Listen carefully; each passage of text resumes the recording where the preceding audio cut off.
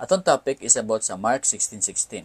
Ang giingon sa Mark 16:16, ang motuo o magpabautismo maluwas, apan ang dili motuo silutan. Now, mao kining ginagamit sa kadaghanan para i-prove nga requirement yun ang bautismo sa tubig para kita makabaton sa kaluwasan, para kita dili maimperno. Actually, wala kini nasayop nga verse. Tinuod gid na nga pag motuo ka o magpabautismo, makabaton ka sa kaluwasan. Dili ka na sayop, ngano man, giswat ka na sa pulong sa Ginoo. Kung moingon ka nga sayop ka na siya, na ikaw mo'y nasayop. Dapat mutuo jud ka nga ang mutuo o bautismo maluwas kay nakasawat man na sa pulong sa Dios. Pero pag moingon ka nga kanang required gid ka na siya para maluwas ka, diha na budta nasayop. Ngano man, kay nga ang pulong sa Ginoo, ang mutuo o magpabautismo maluwas, apan ang dili mutuo silutan. Ang maimperno lamang ang dili mutuo. Wala nag-ingon diha nga ang dili magpabautismo maimperno. Ang giingon lamang kung mapakyas ka sa pagtuo, ikaw maimperno. Pero mapakyas ka sa pagbautismo, di ka maimperno eh. Wala gyud na giswat sa kasulatan mga igsuon nga kung mapakyas ka sa water baptism, maimperno ka. Nagpasabot kung kung dili ka maimperno man kung mapakyas ka sa water baptism, nagpasabot nga dili siya required para sa kaluwasan. Di ba? Ang required para sa kaluwasan is ang pagtuo nga tinuoray, pagtuo nga buhi, pagtuo nga nay action, pagtuo nga alive. Dili tong pagtuo sa masayawa nga kapangurog lang, dili ka submit sa Ginoo. Dili tong pagtuo nga patay nga gatuo daw kuno pero wala day gabuhat sa maayo. Pagtuo nga buhi ang atong kinahanglan dire. Pagtuo mo ay kinahanglan nga buhi para kita makabaton sa kaluwasan. Ang mutuo o magpabautismo maluwas, apan ang dili mutuo silutan. Ikaw kung dili ka mutuo sa Ginoo, silutan ka gid sa silot. Abi bitaw ninyo, kung dili ka mutuo nga si Kristo Jesus mao ang Dios, maimperno ka eh. Walay lain nga pamaagi para makabaton ka sa kaluwasan. Mao lamang ang pagtuo kang Kristo Jesus nga Dios og manluluwas. Pag moingon lang ka nga si Kristo Jesus usa lamang sa katawo, usa lang sa kapropeta, wala gyoy kaluwasan para sa imuha. Sugbahon gid ka sa impierno sa walay katapusan. Tiaw mo na si Kristo Jesus, imuha siyang gipakatawo lang. Tao lagi siya, pero dili lang siya tao lang, kundi Dios pud siya. He is 100% God o 100% man. Dapat mo na ang imong tuuhan. Kung mutuo ka nga siya usa ka Dios o usa sa ka manluluwas, now, dili ka mahinukman sa silot. Apan kung i-reject nimo ka na nga truth, moingon ka tao lang siya, dili siya Dios, now, ikaw mahinukman sa silot. Ha? So, mo ka na ang ingon sa pulong sa Ginoo. So karon, makahinlo ba ang ato ang bautismo sa tubig para sa ato ang kasalanan? Makahinlo ba ang bautismo sa tubig para sa atong kasalanan? No, dili mga igsoon. Dili magkahinlo sa atong mga sala ang bautismo sa tubig. Kaya ang Biblia nagasulti ka nato nga there is only one para nga magkahinlo sa atong mga sala. There is only one solution para ihinlo sa atong mga sala. Mao lamang ang blood ni Kristo Jesus. Basa mga igsoon sa Ephesians 1:7. Pinaagi sa dugo ni Kristo Jesus aduna kitay katubsanan sa atong mga sala. Forgiveness sa atong mga sala. Kung basahin mo sa Hebrews 9:22, Hebrews 9:22 ang ginaingon diha. Ang ingon sa Hebrews dito, hapit tanang butang kahinluan sa dugo. Ingon sa balaod. Og walay kapasayloan sa sala gawas kung walay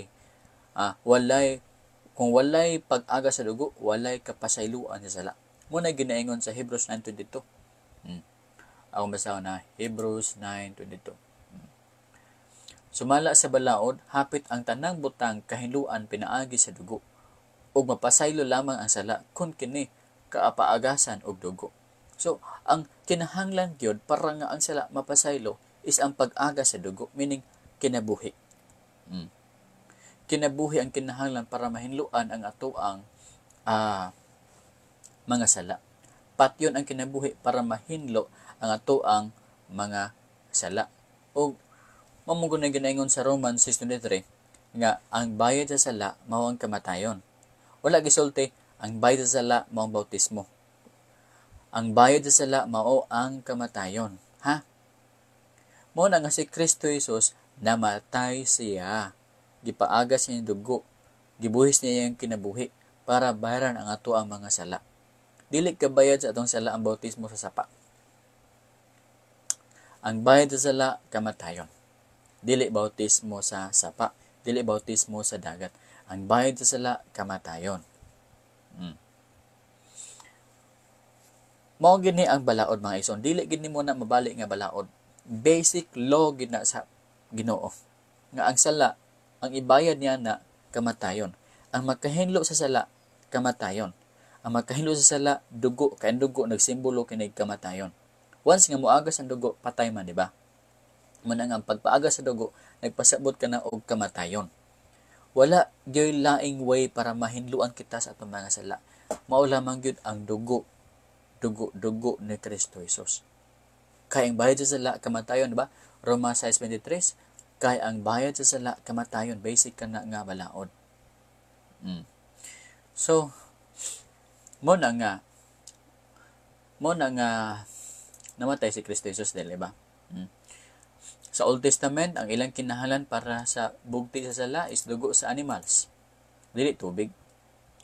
Sa New Testament ang kinahanglan para ibugti sa sala mao ang dugo ni Kristo Jesus. Dugo na ni Kristo, di na dugo sa animal. Sa Old Testament, dugo sa animals.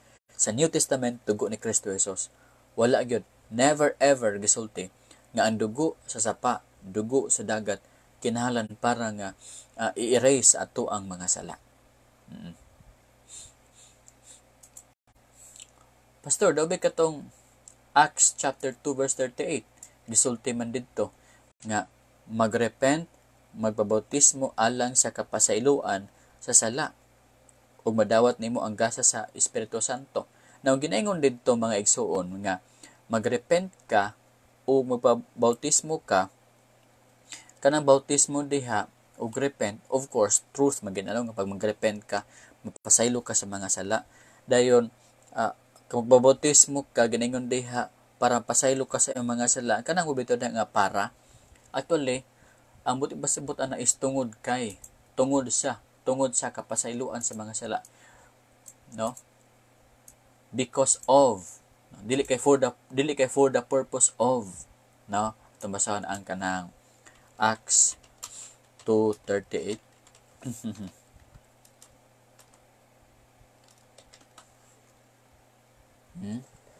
Then Peter said unto them, Repent and be baptized, every one of you, in the name of Jesus Christ, for the remission of sins. Kanang for diha nga word is because of na siya, because of the remission of sin. Pag hinulsol o pabautismo tungod sa kapasayloan sa mga sala. Dili kay aron pasayloon ka sa imong mga sala. Abi nyo naay proof. Si Peter gyapon gawali sa Acts chapter 10. Kung basahan niyo sa Acts chapter 10, mao kini ang panghitabo. Akong basahan sa Acts chapter 10 ha. Acts 10:44. Tanawa niya sa Acts 10:44 padulong sa 48. Makita nimo di si Peter gyapon ang nagwali, mao gyud ang actual nga panghitabo dire nga time. Sa Acts chapter 10 verse 44 down to verse 48. Unsa man niya?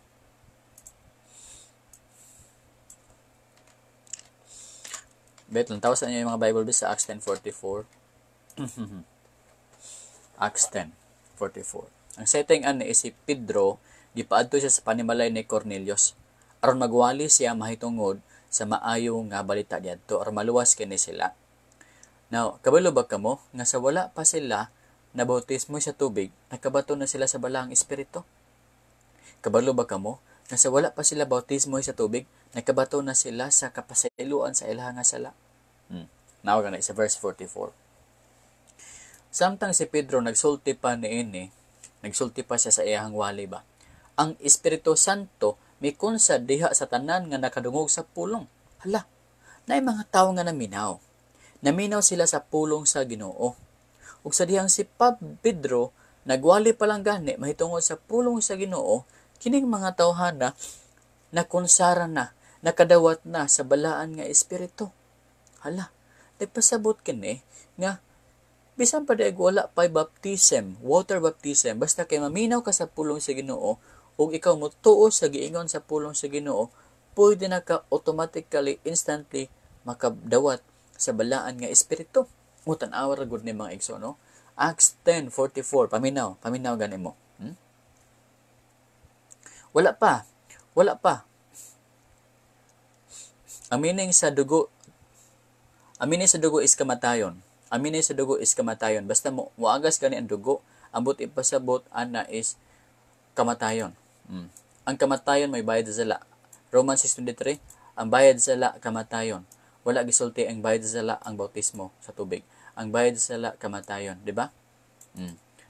Kung moingon sad mo nga si Pedro gawali siya nga ang water baptism gid mo kinahanglan para nga mapasaylo kita sa atong mga sala para makadawat kita sa Holy Spirit. Na unsa man ang naa sa Acts chapter 10 verse 44 nga si Pedro nagsulti pa ni ani, nagwali pa siya. Pagkatapos ang Espiritu Santo mikon sa diha sa tanan nga nakadungog sa pulong. Nagwali pa lang si Pedro sa kamatuoran. Nya naminaw ang mga tao nituo sa iyang sulti, nakadawat na dayon sila sa gasa sa balang espiritu. Gibubo na sa ilang Holy Spirit. Wala pa gani sila bautismo sa tubig, ha? Wala pa bautismo sa tubig. Pero nakadawat na sila sa gasa. Nagpasabot nga dili requirement ang bautismo sa tubig para makadawat ka sa gasa sa Holy Spirit. Dili kinahanglan ang water baptism para nga ikaw makadawat sa gift of salvation, gift sa forgiveness. Dili. Ang kinahanglan is maminaw ka, mutuo ka, ug ikaw makadawat na sa gift sa Holy Spirit. Makadawat og kapasayloan, makadawat og kaluwasan. Na verse 45. Ug ang mga magtutuong may circumcision nga nangawban kang Pedro, nangangha, natingala, nga ang gasa nga Espiritu Santo gibubo man usab di ay sa mga hintil. Hala, natingala ang mga tinuli. Kauban ni Pedro, mga Hudyo ba? Nga, gibubo pod ang Holy Spirit ngadto sa mga hintil, sa mga dili Hudyo. Ngano gibubo man ang Holy Spirit ngadto sa ilaha nga ang gituohan nato para raman sa tua, pero di ay sakto di ay. Gibubo pod apil sa panimalay ni Cornelius. Unsa kay rason? Kaya ang panimalay ni Cornelius, sa diha nakadungog sila sa pulong sa Dios, nituo sila. Verse 46, kay siya nakabati man sa mga hintil nga nanaglitok sa laing mga pinulungan o nanag-ambahan sa Dios. Hala, sa dihang gasulti pa si Pedro, nagbubo ng Holy Spirit sa ilaha sa mga naminaw, unya nag-speaking in tongues sila. Nagsulti sila lain nga pinulungan. Dili pinulungan sa mga Greeks, dili pinulungan sa mga Romano, kundi pinulungan sa lain nga pinulungan. Wala gisulti kung unsa ni nga pinulungan, pero sa unang panahon, basta gani magsulti ka og lain nga pinulungan, speaking in tongues, nagpasabot nga ikaw gibubuan sa Holy Spirit. Unya kining tawanan nag-worship, nag-praise pagid sila sa Ginoo. Wala pa gani sila nabautismuhan sa tubig, pero kining mga tawhana gibubuan na sa Holy Spirit, nag-speaking in tongues na sila, nag-worship sila sa Ginoo. Klaro kayo ani nga passage mga igsoon sa Acts 10:44 to 48 nga dili gyud siya requirement ang water baptism para kita bubuan sa Holy Spirit. Pwede nga wala pay water baptism, mabubuan na ka sa Holy Spirit basta lang kay mutuo ka nga kinising-kasing sa Ginoo. Mudawat ka kang Kristo Jesus, isip Dios og manluluwas. Genesis sakto nang imong ginaingon, buhat 2:38. Si Pedro nagwali niya na. Pero si Pedro pod ang nagwali sa Acts chapter 10 verse 44 to 48. Nga samtang siya nagwali pa, gibubo na ang balaang espiritu sa mga tawo nga naminaw. Wala pa bautismo ha? Wala pa bautismo eh. Pero nakadawat na daan sila sa Holy Spirit. Meaning, napasaylo na sila sa ilang mga sala. Meaning, naluwas na sila. Nisulod naman ganing Holy Spirit sa ilang kasing-kasing, dili ba? Ang Ginoo na mismo, samot na ang kalawasan, nakasulod na po sa ilaha. Yes, tinuod si Pedro nagwali sa Acts 10:38. Pero ang meaning dahil sa Acts 10:38 mao ni, maghinulsol ka mo o magbabautismo sa ngalan ni Jesus tungod sa kapasayloan sa mga sala. Dili kay aron mapasaylo mo sa inyong mga sala, kundi tungod sa kapasayloan sa inyong mga sala. Dayon madawat ninyo ang gasa sa Holy Spirit. O tanawa dire, nagdawat nila ang gasa sa Holy Spirit sa dihang sila naminaw pa lang. Sa dihang sila natuo pa lang. Wala pa sila nabautismuhan. Kabalo mo, unsang bersikulo pa sila nabautismuhan? Sa verse 48 pa. Verse 47. Aduna ba'y makasalanta sa tubig aron dili sila bautismuhan? Sila nga nakapagdawat sa Espiritu Santo? Sama ka nato? Ayon ni Pedro, doon na ba'y makapugong? Doon na ba'y makapugong? Aning mga tawhana para bautismon sa tubig? Nakadawat na sila sa Holy Spirit. Now, kinakadawat naman sila, ato silang bautismuhan. Di ba mga igsoon? Klaro kay, di ba? O, yun panis, sakto ka yun panis. Pero tanawa dire yun panis sa Acts chapter 10. Wala pa sila bautismuhi. Pero ang Holy Spirit nisulod na sa ilaha. Yun panis. Acts 10:44-48. Wala pa ni bautismuhan ni sila sa tubig, pero ang Holy Spirit gibubo na sa ilaha. Sa diyang sila naminaw pa lang, nituo sila. Nakadawat na sila sa Holy Spirit. Kabalo mo, kano sa sila gibautismuhan? Sa verse 48 pa. Og iyang gisugo sila sa pagbautismo sa ngalan ni Hesukristo. O, ayha pa sila bautismuhi sa verse 48. Gibautismuhan sila pagka verse 48 na. Pero sa verse 44 pa lang daan, naminaw pa lang sila, uy, verse 44 pa lang, na. Nakasulod na ang Holy Spirit sa ilaha. Gibubo ng gasa sa Holy Spirit sa ilaha. Wala na. Gitagaan na sila kaluwasan. Wala na. Gitagaan na sila o kapasayloan. Luwas na sila. O tungod kay luwas na sila, o tungod kay gibubuan sila sa Holy Spirit, ayha na dayon sila, gibautismuhan sa tubig sa verse 48. Tanawan ninyo inyong mga libro. Jessica, ay saan ang baboy-baboy, Jessica, kay bautismo sa taha? Yun panis, magpabautismo ta kay gisugo man ani Kristo. Magpabautismo kita aron nga ipakita nato sa kadaghanan nga kita tumutuo na gyud ni Hesus. Need nato ang baptism karon, busa gani kami. Ako nagbautismo man ko ato nga last month, December, nagbautismo kami. Nagbautismo ako gamay lamang kadto. Mga siyam, 8, 7. Wala reten, gamay ra. Nagbautismo ako. Gipakita na ako sa public nga kining mga tawhana tumutuo na ni Hesus. Iyahan na ni Hesus, mga 7 sila. Pero nun ka, dili na siya mo ipamaagi para i-erase atong mga sala. There is only one solution para i-erase atong sala. Blood lamang ni Jesus. Diba? Arvin Inga, nabasa na nako na Arvin Inga. Klaro kay Arvin Inga, diha nga verse nga gisugo kita nga magbautismo kita sa Great Commission. Tinuod na Arvin Inga. Pero usalan ka na siya ka buluhaton para ipakita nato sa public nga kita tumutuo ng daan ni Kristo Jesus. Nagkasulod ng daan ang Holy Spirit sa atoa. Pinaagi sa pagtuo nga tinuoray. Arvin Inga, dili ginasayop nga magbabautismo kita. Dili ginasayop. Dapat magbautismo kita. Sugo gina ni Kristo. Pero ato nang buhaton, aron ipakita nga humana kita. Gipasaylo sa Ginoo. Humana kita. Nahinluan sa ato mga sala. Need yun nato ang baptism para ipakita nga humana kita giluwas sa Ginoo. Pinagi sa unsa? Pinaagi sa pagtuo nga tinuoray kang Kristo Jesus. Verse 44, samtang naminaw pa sila sa wali ni Pedro. Samtang nituo pa lang sila sa wali ni Pedro. Tinuod nga pagtuo kinasing-kasing, nikunsad na ang Holy Spirit sa ilaha.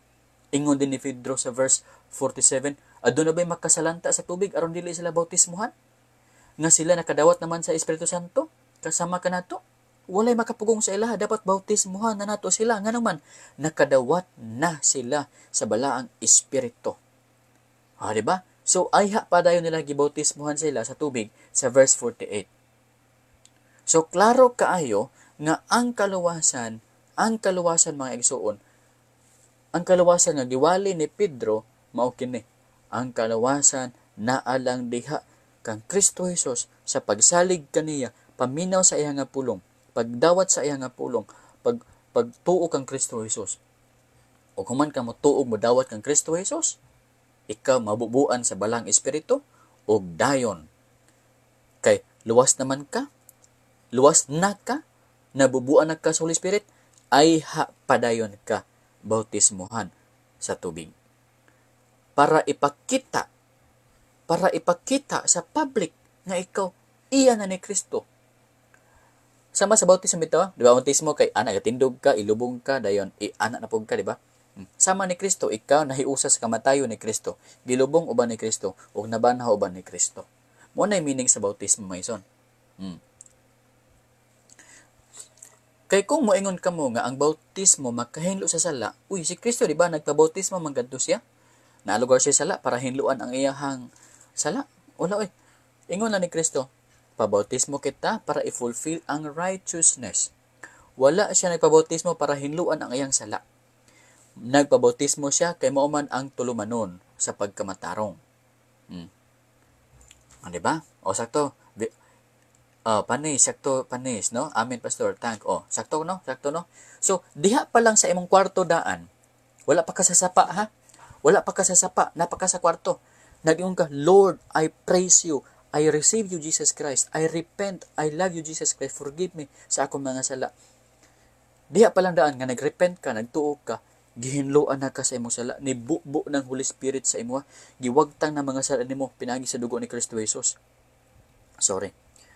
Okay, anak na ka sa Ginoo, luwas na ka, nanang Holy Spirit sa imo ha.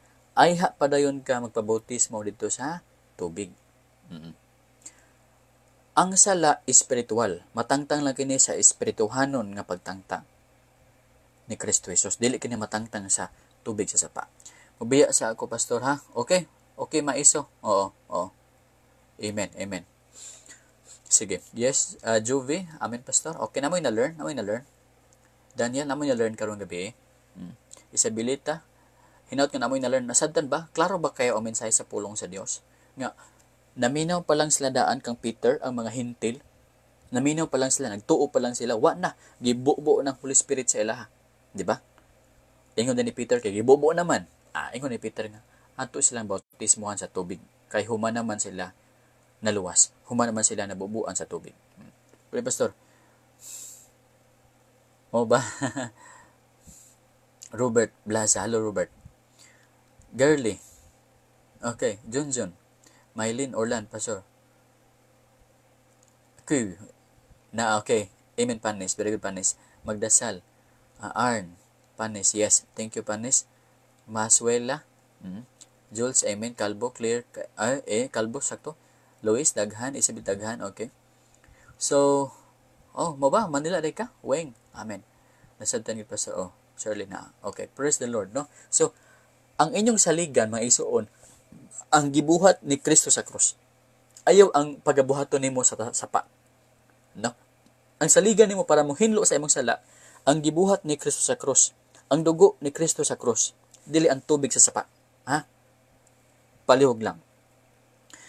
Kanang naa sa sapa nga tubig, ang pagtuslob nimo diha ug pagkawas nimo diha, usa lang na ka public confession nga ikaw luwas ng daan. Usa lang na ka public nga pagpaila-ila sa kadaghanan nga ikaw is anak na sa Ginoo. Simbolo lang na nga ikaw namatay na uban ni Kristo, gilubong na uban ni Kristo, ug nabanhaw na uban ni Kristo sa bag-ong kinabuhi. Simbolo lang ha. Pero ang kaluwasan mahitabo gyud sa dihang muluhod ka sa imong kwarto, o baka sa sala nimo, sa simbahan ba, o bisan asa basta kay sa dihang ikaw mo repent, Lord, forgive me, I receive you, I believe in you. Ana nga moment diha na ka maluwas. Diha na ka maluwas, instantly murag sili bitaw. Pagkaluwas nimo, anak na ka sa Ginoo, aya pa rin ka maingon, Pastor, pwede ba nga bautismohan ko nimo sa tubig? Para ipakita na ako ka mamagpapa o sa public nga ako iya na ni Kristo. O nga nang order. No? Nga nang order. Pasunod ha? So, unta inyong naklaro ang mensahe sa kaluwasan. O sing, bukat kay problema nimo duol sa Dios. Kay nahatagan ni Kristo iyang kinabuhi para sa imo. Samot pa ang mga ginagmay problema nato ron, no? So, diha ta kutob, no? Diha ta kutob karon nga gabi yon. Shout out ko Boss Jonathan. Okay. United States of Ilongos Leyte. Jojo Chris. Ah, Jonathan Lore. Oh, Jonathan Lore. Jonathan Lore. Okay. Jennifer. Jubert. Rowel. Basta naaba mo simbahan dire sa pero ikaw na pangita. Rowel Fuentes. Robert. Amen. Kim. Okay. Hilda. Yusin. Galiza. Melissa. Burong teaching ma'am sa Katolik. Diha ko gikan ba? Oh. Water baptism sa bata. Actually, ang bautismo magud is usa man ka na ka desisyon sa kanang tawo nga mag-decide ko nga ako mosunod kang Kristo. Ang bata wala man na siya desisyon gud nga kana bitang mosunod kang Kristo kay ang makaya ng bata pagtutoy raman. Bibiron, mao ra may makaya sa bata. Ang bautismo is ginabuhat na sa mga dagko kay imo man sa taon kung unsa man mosunod ka Kristo. Oo, mosunod ko. O sige, pabautismo ta. Ang bautismo is para lang sa naanay desisyon, naanay buot, dili para sa mga walay buot. Kung basahon nimo sa New Testament, ang ginabautismuhan is kadtong mga 30 anyos, mga 20 anyos, mga tigulang na ba? Dili kay katubit ang baby pa nga, pasan-pasan pa. Kung basahon nimo sa New Testament, si John the Baptist nagbaptize siya sa mga dagko na, naanay buot. Ang mga disipulo ni Kristo gabaptize sila sa mga nanibuot. Wala gisuwat sa Bible nga gibautismohan nila ang mga infants. Individual decision sakto ka Melissa. Asa wala ko kabalo, no? Pangita lang diha, no? Infant para na sa requirements sa binuhat lang na sa yuta. Binuhat na sa yuta nga doktrina kanang infant baptism. Wala na sa Bible. Hilda Guzon. Galizano. Okay? Dapat mo na-learn karon, no? Mayong praise the Lord. Azer. Nindot kayo. So, Leoncio. Sakto na. Very good, Leoncio. Nakinasabtan. Thank you. Nanay ko. Luis Sausa. Thank you, Sad. Praise the Lord. Grace Olidiana. Manny.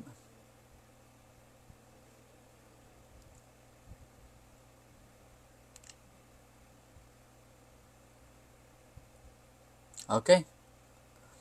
Once nga ang tao na siya ay buot, basta bitaw nga makaila na siya sa Ginoo, kana makadawat na siya ka Jesus, pwede na bautismo basta kay kana nga tawo, kana makadawat na siya ka Jesus Christ kung 6 years old o 6 years old nga na siya buot, o sige bautismo ayaw ginang wala pa'y buot. 7 years old, o sige basta kay nanay buot o niya kanang kabalo na gid siya kung kinsa ang Dios, kung kinsa si Kristo Jesus, kung unsaon pagsunod si Kristo, kung luwas na siya, kung anak na ba sa Ginoo. Yan, okay.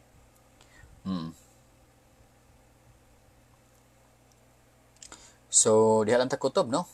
Unta na mo'y nasabtan karon nga. Rowel Fuentes. Ren, Cindy, welcome po. So, diha lang ta kutob, no? Mga medya oras na ato ang mensahe karon nga gabi. Thank you very much for watching. This is the Truth Bible Program. Pray kita. Lord, salamat sa imong pulong. Hinaot nga sila naminaw na nagkatunan sa ngalan ni Jesus. Amen. Bye-bye. Thank you very much for watching.